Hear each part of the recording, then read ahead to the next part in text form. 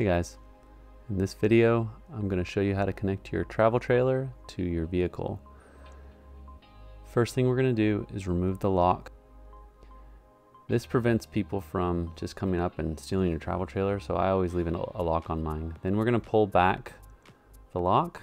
That allows us to lower down onto our ball hitch.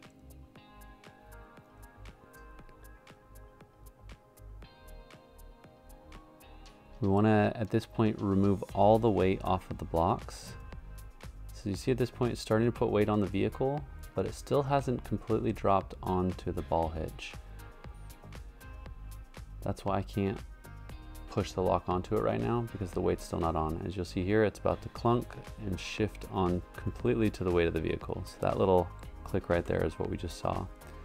So now at this point I can slide the lock forward and the ball shouldn't go anywhere whether or not we pull it up or drop it down.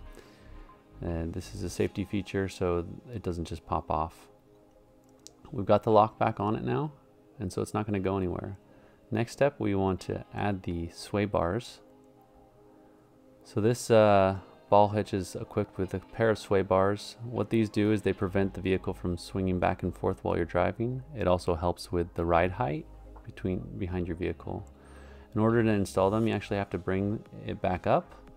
This allows for the sway bars to get in place.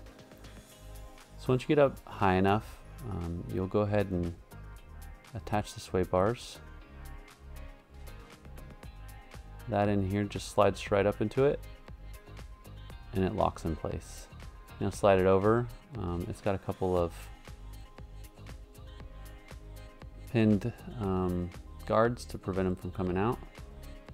Get those put in and that prevents it from going anywhere. So the ball hitch is actually, so it's pulled up on the vehicle and pulling the vehicle up. That's how you get the sway bars on, and that's how it helps with the ride height. Once you get both sway bars in, at this point is when you can start bringing the vehicle and the travel trailer back down. And you want to get it all the way down and then get it off the weight of the blocks, and then bring your jack stand all the way up to where it's higher than the sway bars. I like to bring it all the way up to the top personally. At this point, all the weight is on the vehicle, and again, you want to bring that jack all the way up. Next, we're going to connect the chains. Left side connects to the right, right side connects to the left. So your chains are crossed. And then you want to bring your brake away.